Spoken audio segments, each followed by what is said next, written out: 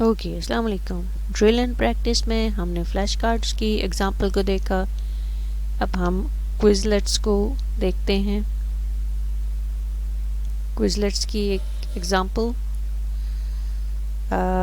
if the internet works it will open, otherwise we will move over to the next slide.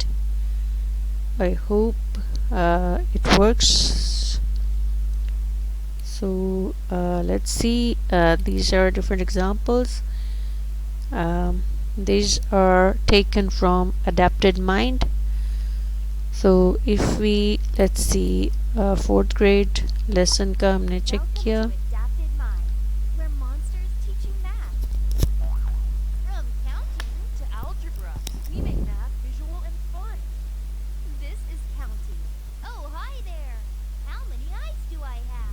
So it's asking how many eyes do I have. See, 4, 1, 5. So if I click on 5, Nice work! I knew I could count on you. You made your first friend. And each time you answer a question, we automatically adjust the difficulty to your level. Let me show you something else cool. Even if you know the answer, try getting this one wrong. I promise I'm not crazy. 5 plus 3. اب وہ کہہ رہا ہے try to get this wrong. Okay, 5 plus 3. Okay, let me get it like 5. Right? A real teacher explains each problem you miss. Take it away.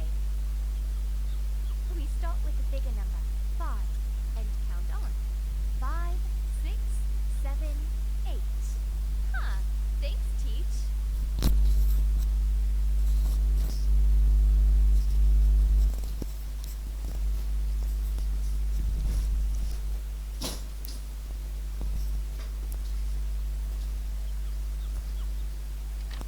Before starting your free trial, make your very own monster. So that's it for this. Let's move back. We'll move back to PowerPoint. So this was an example of Quizlet. اس کے بعد ہم دیکھتے ہیں drill and practice کو کہ یہ جو ہے عام طور پر ڈرل اینڈ پریکٹس جو ہے بیسک اسکلز جیسے میتھمیٹکس اور لینگویج آرٹس وغیرہ میں استعمال ہوتی ہے، جہاں پہ ہمیں فوراً ریپڈ رسپانس کی ضرورت ہوتی ہے. اس میں ڈرل اینڈ پریکٹس میں یہ فرض کر لیا جاتا ہے کہ بچے کو نا پہلے بیسک انفارمیشن پہلے سے پتہ ہے. مثلاً فرض کریں کہ یہ ہو سکتا ہے کہ بچے کو پہلے سے لیکچر دیا ہوا ہو اور پھر اس کو ڈرل اینڈ پریکٹس کروائی جائے، جیسے کویشچنس پہلے میتھ کے کچھ بیسک کویشچنس کروائے ہوئے ہوں اور پھر اس کو ڈرل اینڈ پریکٹس کے لیے آگے دیے جائیں، کام دیا جائے. یہ نارملی ڈیزائن کی جاتی ہے فلوئنسی کو انکریز کرنے کے لیے. کوئی بھی مہارت ہے، کوئی بھی اسکل ہے، اس کے اندر زیادہ فلوئنسی کو انکریز کرنے کے لیے، یا پھر جو نئی انفارمیشن دینے کے لیے، یا ایگزسٹنگ اگر انفارمیشن ہے تو اس کو ریفریش کرنے کے لیے استعمال کیا جاتا ہے.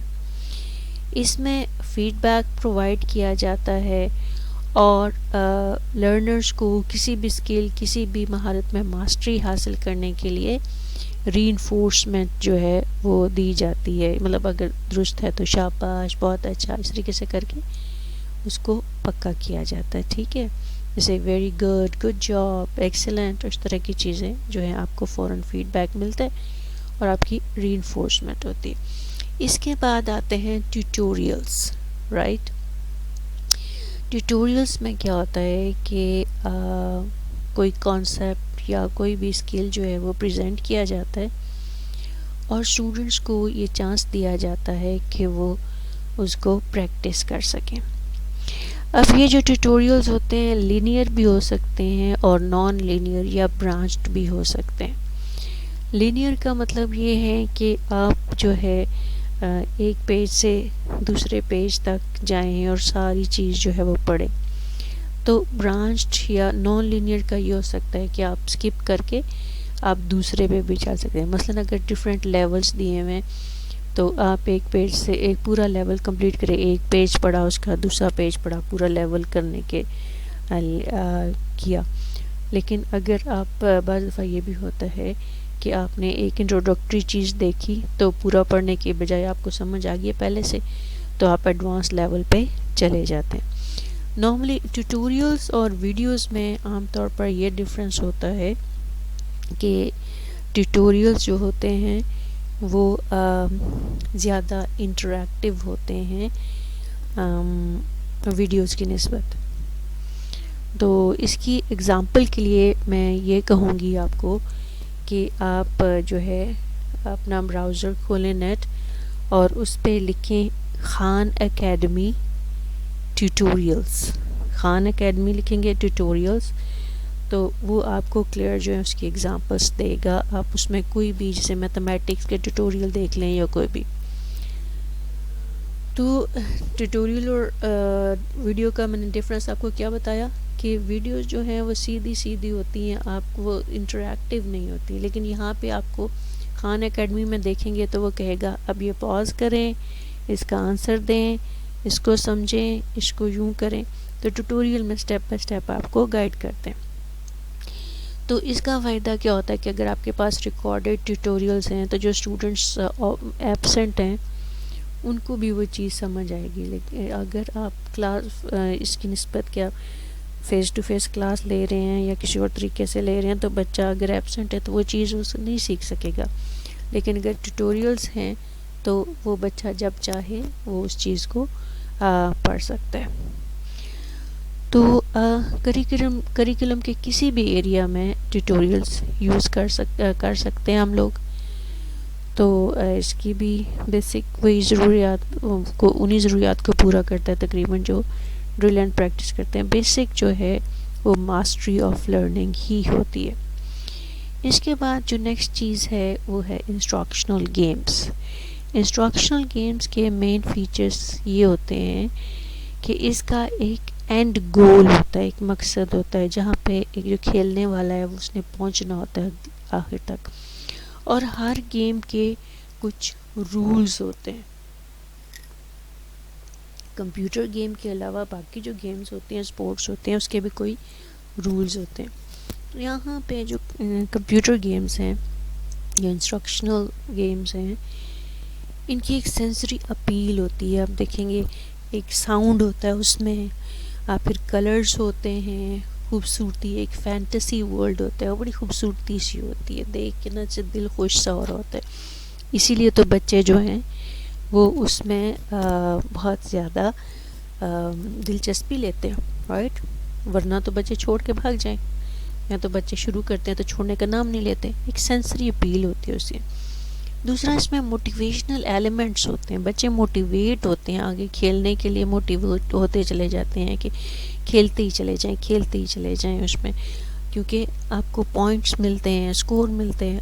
پوائنٹس اور اسکور نہ بھی ملے تو اگر آپ ایک چیز ایک لیول کرتے ہو تو ایک دم سے جو خوبصورت سی آواز آتی ہے, اسٹارز ملتے ہیں, تو اس طرح کی چیزیں ہوتی ہیں, گڈ جاب اور ایکسلنٹ, اور میوزک کے ساتھ جو آتا ہے تو بچہ موٹیویٹ ہوتا ہے, خوش ہوتا ہے, آگے جانے کی کوشش کرتا ہے.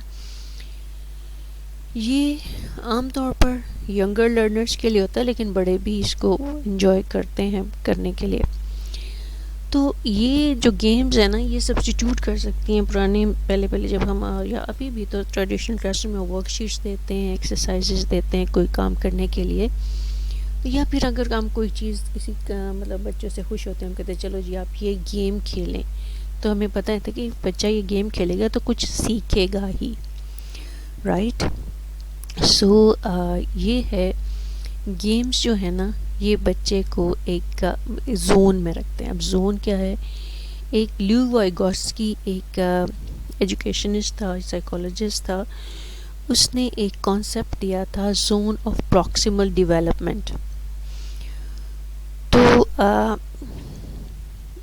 زون آف پراکسیمل ڈیولپمنٹ جو ہے اس نے یہ جو ہے ہمیں بتاتا ہے کہ لرننگ کے ٹاسک تین طرح کے ٹاسک ہوتے ہیں. ایک وہ ٹاسکس ہوتے ہیں جو آٹومیٹیکلی اکمپلش ہو جاتے ہیں بغیر کسی ٹیچر کی یا کسی گائیڈ کی مدد کے کیے بغیر. بچے جو ہیں جن کے چیلنجز اتنا کم چیلنج ہوتا ہے کہ بچے آسانی سے چیز سیکھ لیتے ہیں. دوسرا یہ ہے کہ کچھ ایسے چیلنجز ہوتے ہیں جو بالکل بھی ہم کمپلیش نہیں کر سکتے چاہے جتنی مرضی اسسٹنس پرووائڈ کی جائے. اس کی وجہ وہ یہ بتاتا ہے کہ ہو سکتا ہے کہ کوئی بچے کا ذہنی طور پر مسئلہ ہو، ڈیولپمنٹل ڈس آرڈر ہو، یا کوئی بھی مسئلہ ہو سکتا ہے، یا اس کے پاس پہلے انفارمیشن ہی نہ ہو، اس کو پتہ ہی نہ ہو کہ یہ ہوتی کیا چیز ہے. تیسرا وہ یہ کہتا ہے کہ ایسے ٹاسک جو کہ پہنچ میں ہوتے ہیں اسٹوڈنٹس کے اور منیمل سپورٹ یا گائیڈنس جو ہے اگر دی جائے تو وہ جو ہے وہ اس چیز کو اٹین کر سکتا ہے. اور اس منیمل سپورٹ یا گائیڈنس کو وہ نام دیتا ہے اسکیفولڈنگ کا. تو گیمز میں یہ جو منیمل سپورٹ یا گائیڈنس ہوتی ہے وہ ٹیوٹوریلز کے طور پر ہوتی ہے، یعنی کہ کوئی بھی گیم شروع کرنے سے پہلے چھوٹا سا ٹیوٹوریل ہوتا ہے کہ اسٹیپ بائی اسٹیپ وہ گائیڈ کرتا ہے اس کو کرنا کیسے. پھر گیمز میں ڈیفرنٹ لیولز ہوتے ہیں. پہلے جو تھا ہلکا لیول ہوتا ہے، آسان ہوتا ہے، پھر اس سے اگلا تھوڑا سا چیلنجنگ ہوتا ہے. تو عام طور پر دیکھا جائے تو بچے جو ہے وہ بڑے آسانی سے ایک لیول سے بڑے جو زیادہ چیلنجنگ لیول ہیں اس تک جاتے ہیں اور وہ سیکھنے کی کوشش کرتے ہیں. لیکن عام طور پر جو بکش نالج ہوتی ہے کتابوں سے پڑھی والی چیز میں، اس میں بچہ زیادہ چیلنج نہیں لیتا. اور تیسرا جو عام فیچر ہے گیمز کا، اس میں بچوں کو فیڈ بیک ملتا ہے. رائٹ، ڈفرینٹ انسٹرکشنل گیمز ہیں میرے پاس. جیسے یہاں پہ دیکھیے میں سمپل مشین کی ایک ایگزامپل دیکھتی ہوں. مجھے پتہ نہیں یہ آپ لوگوں نے آپ میں سے کسی نے فزکس پڑھی ہے کہ نہیں، لیکن پھر بھی سمپل مشینز کی ایک ایگزامپل دیکھتے ہیں. پھر بھی جہاں پہ اگین مجھے امید ہے کہ نیٹ کھلتا ہے تو یہ سمپل مشینز کی ایک ہینگ ماؤس کی ایک گیم جو ہے وہ ہم کھیلتے ہیں. ہاں جی یہ کھل گیا ہے ہمارے پاس. Here we go. یہاں پہ یہ دیکھیے. Will the mouse get a snack or will the cat? Choose a letter and find out. یہاں پہ دیکھیے ڈیفینیشن بتا رہا ہے a tool that makes work easier. کوئی ایسا ٹول جو کسی بھی کام کو آسان کرتا ہے تو وہ کیا ہو سکتا ہے. یہ دیکھیے یہاں پہ ڈیشز ہم نے فل کرنی ہے.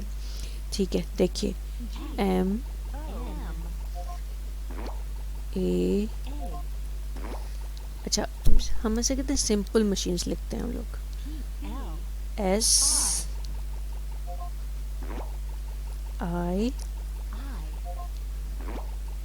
ایم ہے، پی ایل